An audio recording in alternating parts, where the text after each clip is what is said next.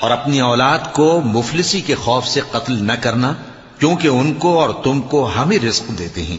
کچھ شک نہیں کہ ان کا مار ڈالنا بڑا سخت گناہ ہے، اور زنا کے پاس بھی نہ جانا کہ وہ بے حیائی ہے اور بری راہ ہے۔ اور جس جاندار کا مارنا اللہ نے حرام کیا ہے اسے قتل نہ کرنا مگر جائز طور پر، یعنی بفتوائے شریعت۔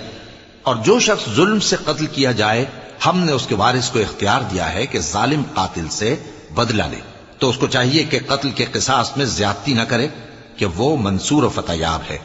اور یتیم کے مال کے پاس بھی نہ پھٹکنا مگر ایسے طریق سے کہ بہت بہتر ہو، یہاں تک کہ وہ جوانی کو پہنچ جائے۔ اور عہد کو پورا کرو کہ عہد کے بارے میں ضرور پرسش ہوگی۔ اور جب کوئی چیز ناپ کر دینے لگو تو پیمانہ پورا بھرا کرو، اور جب تول کر دو تو ترازو سیدھی رکھ کر تولا کرو۔ یہ بہت اچھی بات